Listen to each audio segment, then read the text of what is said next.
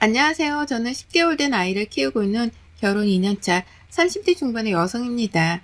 저와 남편은 친구를 통해서 만나게 되었는데요. 바로 친구의 오빠가 제 남편이 된 것이죠.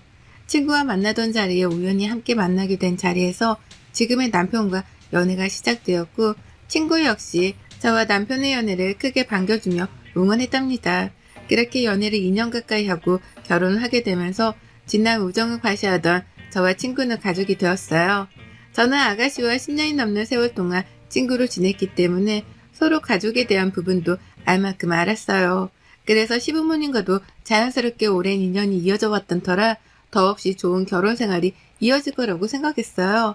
그리고 결혼 후 아이를 낳기 전까지만 해도 좋았죠. 아니, 그보다는 아가씨와 새언니의 관계가 된 친구보다 조금 더 늦게 아이를 낳기 전까지만이라고 해야 맞을 것 같아요. 저보다 늦게 결혼한 아가씨가 저보다 먼저 임신을 하고 아이를 낳으면서 저의 단란했던 결혼의 행복은 깨지게 되고 말았거든요. 저는 결혼과 동시에 바로 아이를 낳고 싶었는데 생각보다 빨리 찾아와 주지 못했어요. 그러던 중 저보다 결혼을 늦게 한 아가씨에게 먼저 아이가 찾아왔고, 그때부터 아가씨와 시어머니의 태도는 돌변했습니다. 시어머니께서는 아가씨가 임신하자마자 시댁에서 생활할 수 있도록 하면서 임신 안정기까지 아가씨를 케어했는데요. 워낙 아가씨가 체력이 좋은 편이 아니었던 만큼 저 역시도 부모님과 편안하게 생활하는 건 역시 나쁘지 않다고 생각했죠. 그런데 시어머니는 아가씨가 시댁으로 들어간 날부터 제게 전화를 해서 시댁으로 부르기 시작했습니다. 아가씨가 임신을 했고 더군다나 우리 집 첫 손주인데 퇴근하고 와서 같이 이야기도 하고 시간도 보내고 하면 좀 좋겠니? 너는 퇴근하고 나면 할 것도 없잖니? 어머니, 지난주 내내 갔었고 어제도 그제도 갔었는데 오늘은 오빠랑 같이 오붓하게 저녁 먹으면 안 될까요? 시어머니는 임신하고 급하게 회사를 그만두고 집에서만 생활하게 된 아가씨가 가엾지 않냐고 했습니다.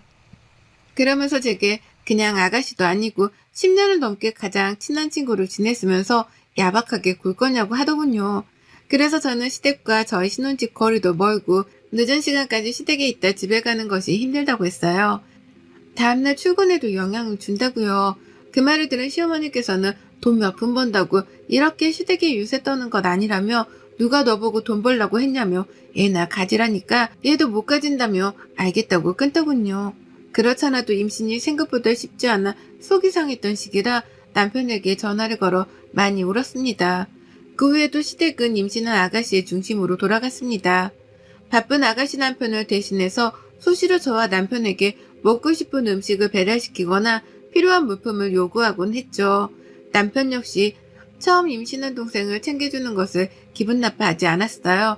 그렇게 아가씨의 임신이 안정기에 접어들 때쯤 퇴근하려는 제게 아가씨의 연락이 왔습니다. 야, 너 요즘 너무 시댁에 안 오는 거 아니냐?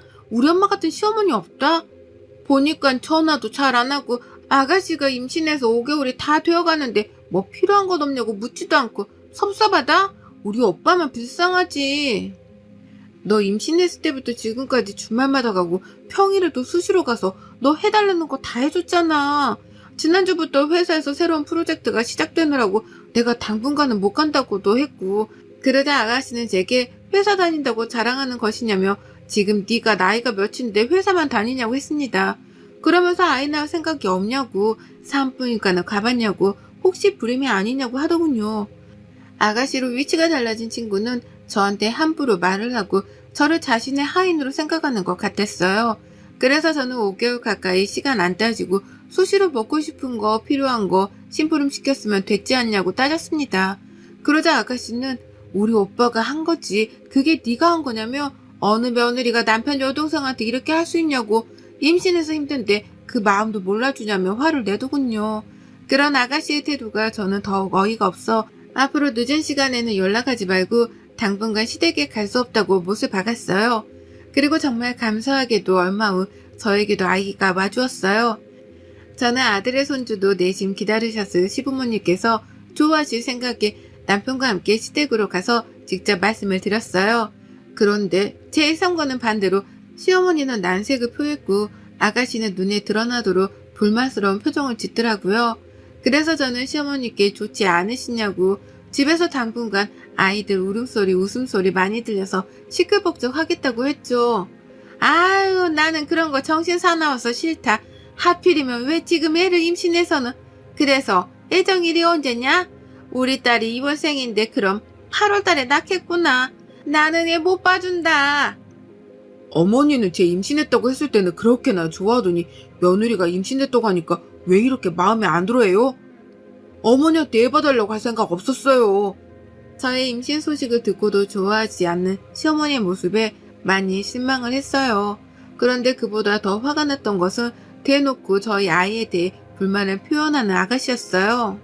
아가씨는 저한테 얘 임신했다고 일 그만둘 것은 아니지 않냐고 계속 일하면서 애도 키우고 해야 한다면서 자기 애랑 엄연히 차이가 나니까 태어나면 유아래 확실하게 구분짓게 가르치라고 하더군요. 그러면서 한참 더울 때에 낳게 됐다면 애가 태어나기 전부터 불효를 한다고 하는데 정말 화가 나더라고요. 그렇게 시댁에서 나온 뒤 저는 남편에게 솔직한 심정을 말하고 시댁 방문을 줄이겠다고 이야기를 했습니다. 남편은 저의 마음을 이해한다고 하면서 아이만 생각하라고 했죠. 그렇게 시댁과의 왕래를 줄이고 태교에 전념하던 중 아가씨의 분만 소식이 들려왔어요. 저와 남편은 산후조리원에 방문해서 아가씨에게 고생했다고 축하한다고 이야기를 했죠. 그런데 시어머니는 저를 보자마자 애가 태어나기 전부터 타고난 팔자나 기가 있는데 부모 사이를 갈라놓는 애가 있다며 우리 아이가 그런 것 같다고 했습니다. 그러면서 아이가 태어나지도 않았는데 기가 세서 어른들을 잡아먹으려고 한다며 큰일이라고 하더군요. 그리고는 제게 어떻게 몇 달을 얼굴 한번 비치지 않느냐고 화를 내시더군요. 그래서 저는 회사 다니면서 생활하느라 힘이 들었다고 이야기를 했어요. 아무리 힘이 들어도 아가씨가 막달이 다 되어가는데 전화를 해서 몸은 어떠냐? 애 낳는 것은 무섭지 않냐? 예의 바르게 했어야 하는 거 아니냐? 너는 너만 애를 가졌니? 너만 임신했어? 왜 이렇게 사사건건 치마 특별하다고 들어? 어머니 정말 서운해요. 제가 임신했다고 했을 때도 달가워하지 않으셨지만 참았어요. 그런데 이제는 뱃속에 있는 아이한테 팔자를 따지면서 막말을 하시다니요. 이렇게 차별을 하고 비교를 하시니 제가 가고 싶겠어요? 제가 소리를 치자 시어머니께서는 제게 손가락질을 하면서 누가 언제 임신하라고 했냐고, 눈치 없이 왜 지금 임신을 해서는 이 사나를 만들냐고 화를 내더군요.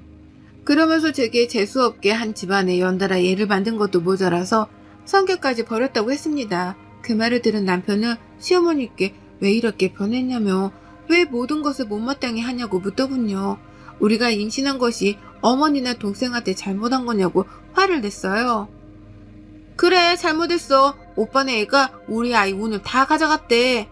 그러게 왜 이렇게 애를 임신해? 너 기가 센 애를 임신해? 우리 아까 복까지 다 훔쳐가는 애를 가지냐고. 우리 시댁에서 지금 나보고 어떡할 거냐고 그래. 조카 덕분에 자식 복 다 뺏기게 생겼다고. 앞으로 어떡할 거냐고 그런다고. 왜 애를 가졌어? 왜? 하필이면 왜 같은 애? 차라리 유산이 됐으면 좋겠어. 그 애 안 태어났으면 좋겠다고. 유산이 되게 맨날 기도해. 남편은 아가씨의 말을 듣자마자 뺨을 때렸고 저는 아가씨의 말에 분노가 차올랐습니다. 그래서 알아듣게 말하라고 했습니다. 알고 보니 아가씨 시댁에서 자주 찾는 점집을 갔는데 한 집안에 같은 애의 아이를 낳게 됐다며 저희 아이가 아가씨 아이의 운을 다 가져간다고 했다더군요. 그때 당시만 해도 제가 임신하지 않는 상태라 점쟁이 말은 믿을 것이 못 된다며 시댁에서 안심을 시켰는데 제가 임신하게 되면서 태어나기 전부터 아이가 재질이 복이 없다고 매번 아가씨한테 말을 하곤 했다고 해요. 그 말을 들은 시어머니와 아가씨는 저희 아이가 아가씨 아이에게 걸림돌이 된다고 생각했답니다. 저는 시어머니와 아가씨에게 다시는 찾아오지 않겠다고 말을 하고 나왔습니다.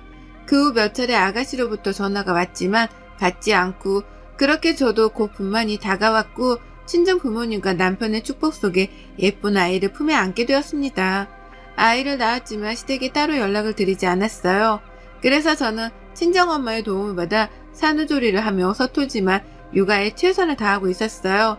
그러던 어느 날 시어머니와 아가씨가 저희 집으로 찾아왔습니다. 오랜만에 만났고 서로 앙금이 있는 상태였기 때문에 분위기는 냉랭했죠. 그런 와중에 저희 친정엄마는 시어머니께 오랫동안 찾아가지도 않았다며 저 대신 사과를 했어요. 시어머니는 친정엄마의 사과를 받는 둥 마는 둥 하시더니 고개를 돌려 저희 아이를 보더군요. 그리고서 한 시어머니의 첫마디는 얘가 놀고 나면 저렇게 얼굴이 너프대하고 머리가 크냐며 앞으로 100일이 다 되도록 고개도 못 가누지 싶다고 하더군요. 저는 그 말을 듣자마자 오빠가 워낙 머리가 크다 보니 아빠 닮아 그런가 보다라고 했어요.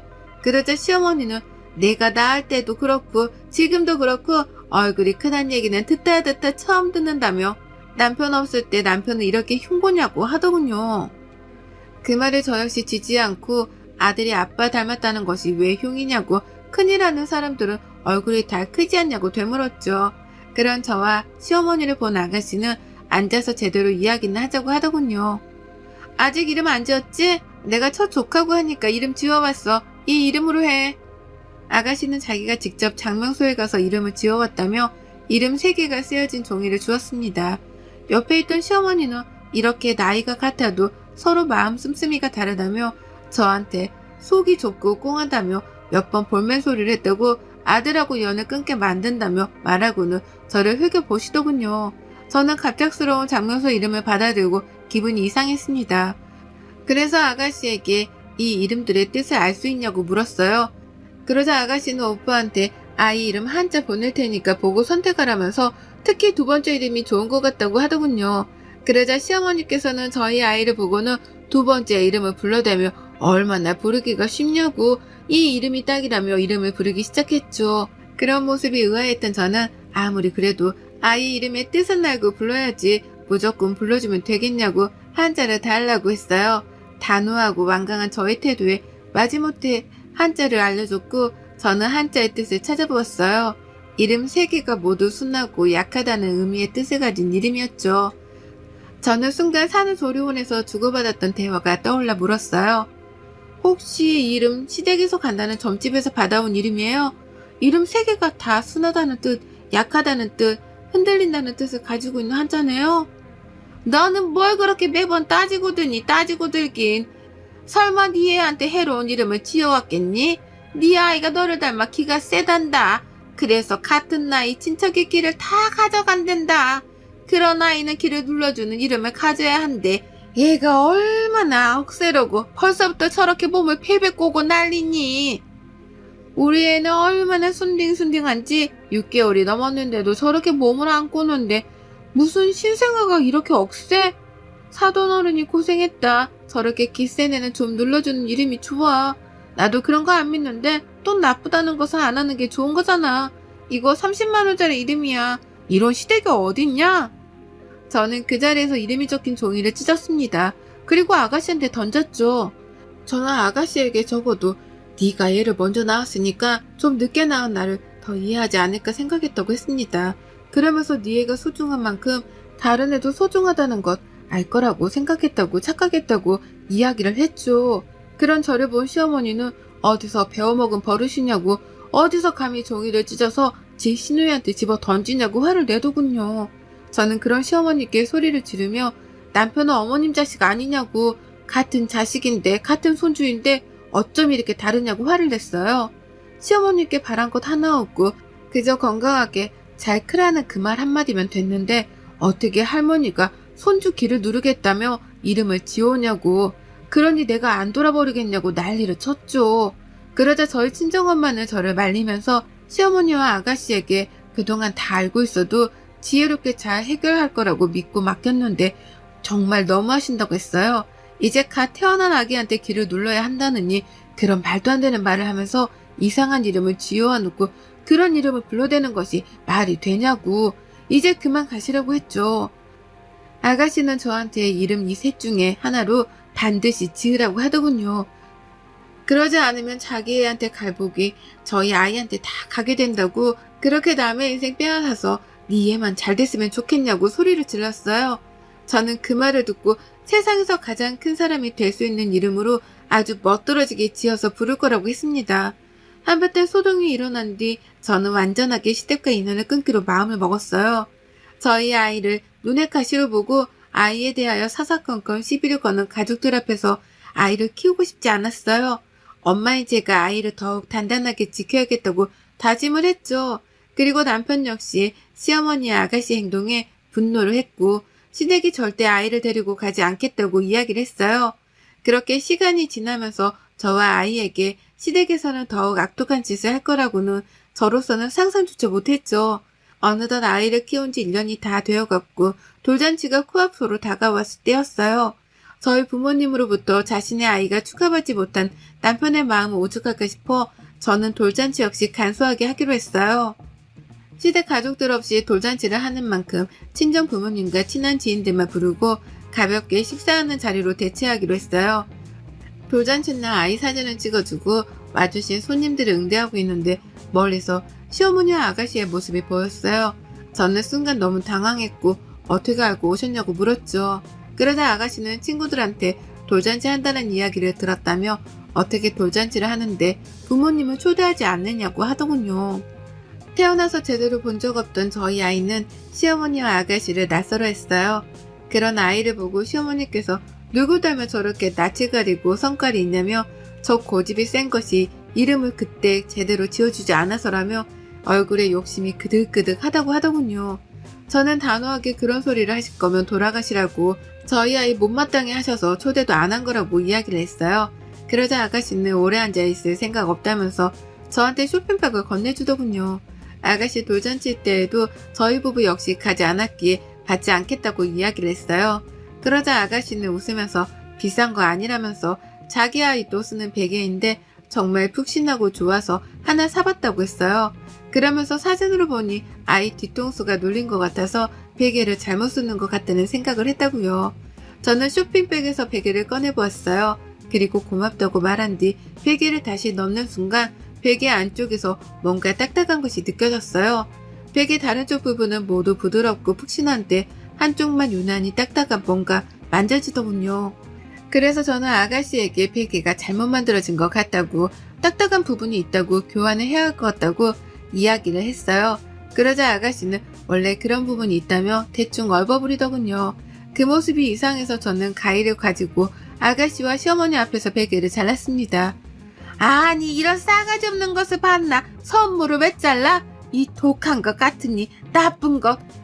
잘라버린 베개 사이에서는 넓적한 돌이 보였습니다. 그리고 그 돌에는 이상한 모양이 그려져 있었죠. 저는 이게 뭐냐고 물었어요. 그러자 아가씨는 저한테 2년만 이 돌을 아이가 쓰는 베개 안에 넣어두고 늘 베고 잘 수 있게 하라고 했습니다. 그러면 저희 아이의 기가 눌리고 자신의 아이 복을 못 뺏어간다고요. 원래 이름으로 눌러주는 것이 가장 좋은데 이름은 싫다고 하지 않았냐고요. 그러면서 아이 돌 되기 전부터 베고 잤어야 했는데 이미 돌이 다 되어가니까 2년 동안은 베고 있어야 한다고요. 저는 그 말에 기가 막히더군요. 이렇게 딱딱한 돌을 베고 자라고? 야, 네 애한테 베고 자라고 해. 그리고 이런 이상한 그림까지 그려놓은 돌을 몰래 집어넣고 선물이라고? 선물? 이게 선물이야? 차라리 저주를 해. 네 애만 소중해? 너 그렇게 네 애가 자신이 없어? 그래서 이런 짓까지 해? 내가 나만 좋자고 그래? 네 애가 너랑 오빠 사이도 갈라놓는다고. 너랑 우리 엄마 사이 얼마나 좋았냐? 그런데 이것 봐. 네 애 생기고 나서 이렇게 됐잖아. 네 애가 기가 세서 그런다고. 그래서 내가 도와준다는데도 이 난리야? 그러게 얘를 임신할 거면 제대로 임신하고 낳던가. 하필 이런 애를 낳아가지고 나도 힘들고 엄마도 힘들게 만들어. 저는 그 말을 두고 도저히 참을 수가 없었습니다. 그래서 바닥에 떨어진 돌을 집어들고 식당 밖으로 나갔어요. 주차장에 주차되어 있는 아가씨의 차에 돌을 집어 던졌습니다. 차에서 시끄럽게 공봉이 울렸고 저는 멈추지 않고 돌을 집어들어 다시 차에 몇 번이고 집어 던졌습니다. 그런 저를 본 아가씨와 어머니는 욕설을 했고 저는 그 돌을 바라보고 말했습니다. 그렇게 이 돌이 좋으면 이 돌로 맞은 차 가지고 조용히 꺼지라고 했어요. 2번 다시는 우리 앞에 나타나지 말라고요. 그렇게 돌을 집어던지며 차를 망가뜨리는 동안 남편은 아가씨와 시어머니를 붙잡고 제가 마음껏 울분을 쏟아내도록 했죠. 남편은 아가씨와 시어머니께 누구보다 소중한 우리 아이한테 저주 같은 말을 쏟아내는 가족은 필요 없다고 연락하지 말라고 했습니다. 그 후 저는 미친 듯이 소리 지르며 아가씨의 차를 망가뜨린 뒤에야 정신이 차려졌습니다. 제가 모든 행동을 멈추자 그제서야 아가씨와 시어머니는 그 망가진 차 쪽으로 왔고 저는 그 2사람에게 보험 처리하고 싶으면 하라고 말한 뒤 식당으로 들어갔습니다. 그 후 저희 가족은 시댁과 인연을 끊었습니다. 누구보다 소중한 우리 아이의 팔자를 탓하고 기를 탓하며 아이에게 좋지 않은 말들을 쏟아낸 가족들은 필요 없기 때문이에요. 그 누구보다 사랑하는 아이를 지키기 위해 행동을 했고 결단을 내렸고 지금은 우리 세 식구 행복하게 살아가고 있습니다. 여러분의 생각은 댓글로 남겨주세요. 오늘도 시청해주셔서 정말 감사합니다.